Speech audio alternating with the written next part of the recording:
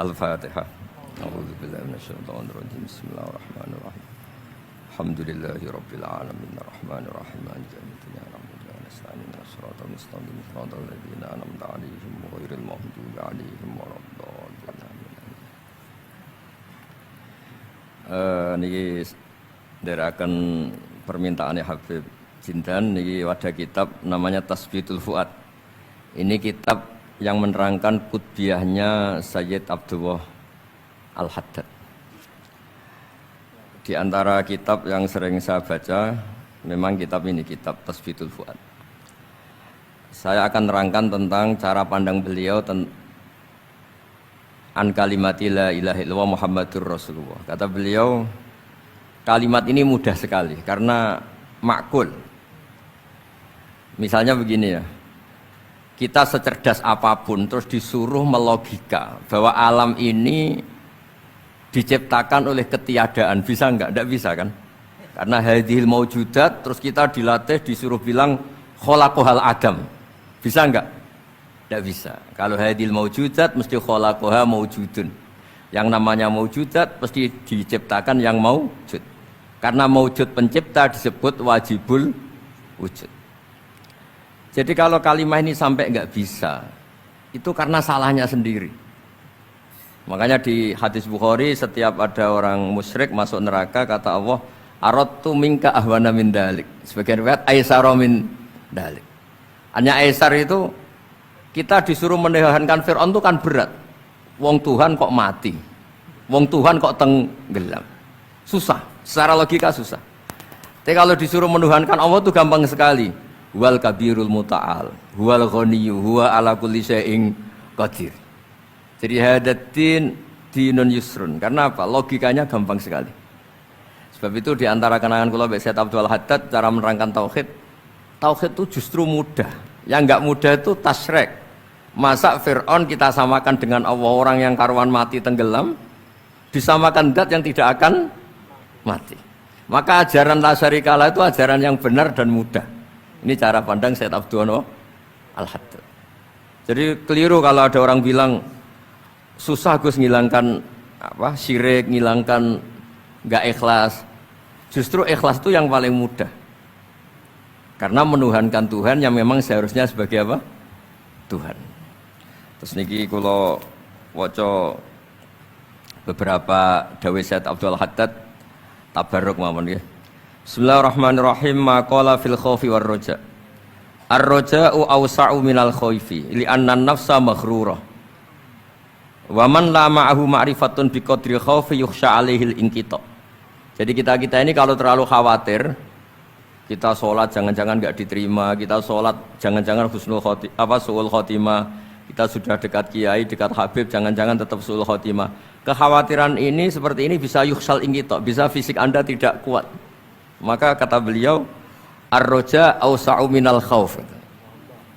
Ar-raja awsa'u minal khauf. Wa rahmati wasi'at kulla syai'. Dan ditulis di aras, inna rahmati sabaqat ghadabi wa riwayatin ghalabat ghadabi. Ya ini jadi jelas ya. Ar-raja awsa'u minal khauf. Li'anna nafsa maghrurah wa man nama'ahu ma'rifatun biqadri khaufi yukhsha 'alaihi al-inqita. Waqad qila al-khaufu kulluhu lirrajin war raja' kulluhu lil khaifin wa tabi'atun nafsi tab'atu ma hiya min taba'id. Terusnya jadi saya punya cerita ya. Ada orang fasik, banyaklah orang, mungkin di semua negara juga banyak. Sampai berani hidup itu kalau ngandani anak-anaknya, "Nak, yang fasik saya tok, jangan sampai kamu." Nanti orang yang bodoh juga gitu. Bapaknya enggak tamat SD, "Nak, yang goblok bapak kamu saja, kamu enggak usah ikut goblok." Ini gara-gara rahmat agama ini limangkana yarjuwah. Agama ini bagi selalu yang punya rojak, tidak bagi yang putus asa. Rasulullah ketika di Abdul Yalil, ketika di Taif dia lempari batu kayak Malakul Jibal ingin menghabisi mereka. Tapi apa kata Nabi? Allahumma hdi qaumi fa innahum la ya'lamun. Ketika malaikat bilang, tapi mereka kafir semua. Nabi kata Nabi apa?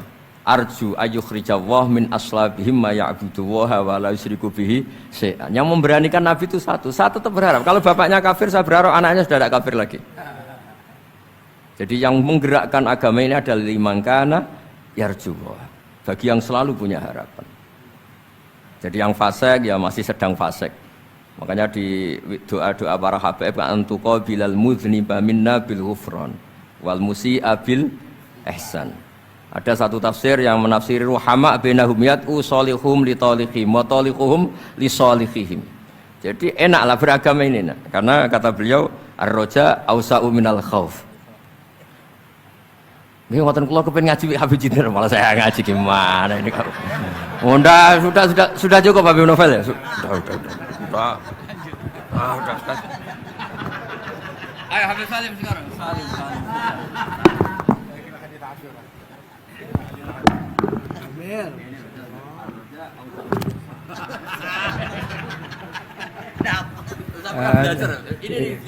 Ini satu kalimat udah cukup udah. Ar-raja awsa'u minal khauf. Alhamdulillah. Udah begini, udah tutup kita enggak usah lanjut, udah selesai. Agama ini liman kana yarjullah wal yawmal akhir. Abdul ibadah intidharul farad. Ya salam. Naam. Sudah hatam ini. Sahih. Tapi yang nata orang Kerawang. Iya benar. Bismillahirrahmanirrahim. Saya berterima kasih sama Habib Jinten tentang ngamalin sholat sunnah awabin. Kita kalau ngelihat pahala yang disampaikan Habib Jinten tentang sholat sunnah awabin itu Masya Allah setara dengan ibadah 12 tahun. Allahu Akbar. Itu dialog Habib Jinten sama Habib Novel. Dan sejak itu alhamdulillah saya dengan izin Allah menghidupkan kembali apa yang didawamkan oleh guru-guru kami dan orang-orang tua kami di Al-Mansuriyah. Dan kalau kita lihat kan pahala puasa Asyura ngapus tahun. Nah kalau awabin 12 tahun, Masya Allah, itu luar biasa. Saya kira cukup biar ke bagian yang lain. Oh, udah kejauhan maghrib. Ya Anda bilang sejak dapat dari Habib Jinten soal awabin itu hidup lagi itu awabin 6 rakaat. Bahkan beliau bilang kalau kita udah beres ba'diyah maghrib ya tinggal nambah 4 aja. Masya Allah. Bahkan di satu hadis yang lain 50 tahun. Saya sering bercanda sama Jamil, Mil, ini Lailatul Qadar 83 tahun. Jadi kalau kita 7 kali awabin menurut Habib Jinten 84 tahun, lebih setahun. 83 ini 84, Masya Allah. Ya, saya nggak punya kata-kata lagi, Bib, cukup ya. Iya, alhamdulillah. Ini Ustaz Yusuf mengutip dari hadis Rasul sallallahu alaihi wasallam man shalla 6 rakaat bainal maghrib wal isya la yatakallam bainahunna bi kalami dunya ya'dilna ibadah 12 sana. Itu yang salat 6 rakaat antara maghrib dan isya enggak diselingi dengan omongan duniawi, itu 6 rakaat pahalanya seperti 12 tahun. Alhamdulillah diamalkan, dipraktekkan sebagaimana beliau udah dapat dari guru-gurunya sebelumnya. Nah, tapi ada tambahan lagi nih sekarang Ustadz. Nah, kita nggak tahu kapan itu Lailatul Qadar disembunyikan oleh Allah Ta'ala. Tapi kita bisa Lailatul Qadar cuma di bulan Ramadan doang. Tapi kita bisa dapat testernya. Kayak minyak wangi itu ada testernya. Nah, Lailatul Qadar juga ada testernya. Kapan? Mesti nunggu Ramadan? Enggak, nunggu Isya aja.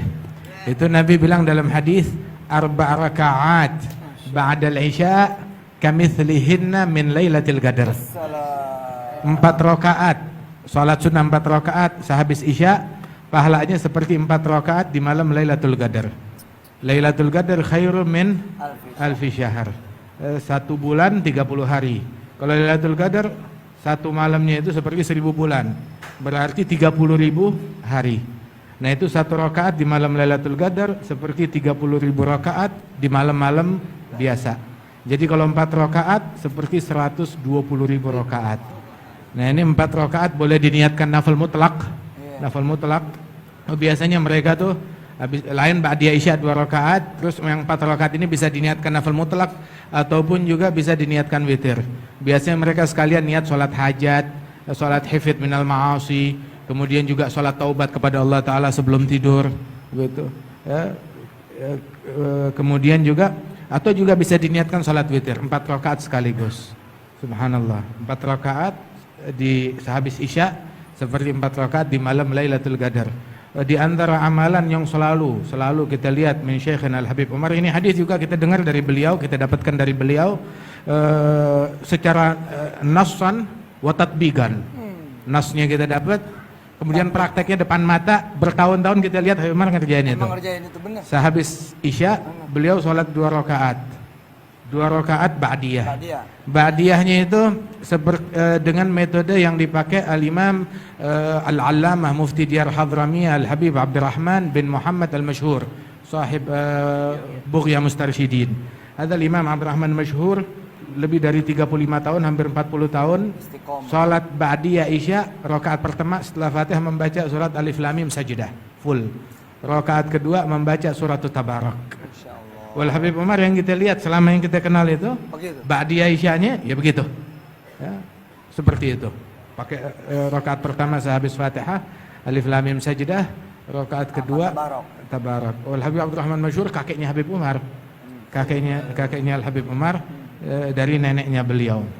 Ya, sebab Al Habib Salim bin Hafidh menikah dengan putrinya Al Habib Ali Al-Mashhur bin Al Habib Ali bin Abdurrahman bin Muhammad Al-Mashhur, Mufti Diyar Hadramiyah. Kemudian juga setelah 2 rakaat itu baru beliau tambah sholat 4 rakaat. 4 rakaat yang sama seperti 4 rakaat di malam Lailatul Qadar. Masya Allah, ini kita pulang dari sini dapatnya banyak banget insya Allah. Ya, tapi kalau diamalkan. Qabilna ijazah. Salim Syatiri, Habib Salim Syatiri, beliau bilang ente kalau masuk maktabah, perpustakaan, ada amalan yang nggak bisa kita capai, yang sulit dicapai dengan perbuatan, itu pahalanya bisa kita capai dengan niat. Maka ketika masuk perpustakaan melihat kitab yang banyak, niat untuk membaca semuanya, mempelajari semuanya, mengamalkan semuanya. Udah dapat. Fasilitas itu. Walaupun kita hadir di sini, banyak yang kita dengar, paling enggak kita niatkan. Masya Allah. Wa inna malikul imri'in ma nawa, an-niyah matiyah. Yaqul Sayyidina Al-Junaid, man fataha ala nafsihi baban niyyah hasanah fatahullah alaihi 70 min abwabit taufiq. Yang buka buat dirinya 1 pintu niat kebaikan, dibukakan oleh Allah 70 pintu niat taufik, bantuan terwujudkan amalannya tersebut. Fi riwayah niatul mu'min khair min amalih. Ya dari sisi ya nggak pakai capek, nggak pakai keluar duit, nggak pakai apa. Pahalanya bukan nanti, dari sekarang udah bisa kita dapatkan. Min nahiyah. Maghrib. Makanya niat itu, Beb, niat ngapalin Quran. Niat ngapalin Quran, aman niat ngajarin sedunia. Tapi ada bukti ngajarin mulai 1 orang, 2 orang. Niat ngapalin Quran. Masih ada waktu. Zakar ini tentang niat disebutkan oleh Syekh Al-Habib Umar tentang niat menghafalkan Quran. Dulu beliau mewasiatkan kepada thalabatul ilm niat hafalin Al-Quran. Walaupun nggak kesampaian, seandainya meninggal dunia sedangkan dia belum selesai menghafalkan Al-Quran, belum kesampaian, maka Allah Ta'ala utus malaikat di dalam kuburannya yang ngebantu dia menghafalkan Al-Quran. Jadi ada les private ngajarin dia Al-Quran hingga dibangkit hari kiamat udah hafal Al-Quran, masuk di dalam barisannya ahlul Quran, ahlullah wa khasatuh. Masya Allah. Ya, kita niatkan dari sekarang itu.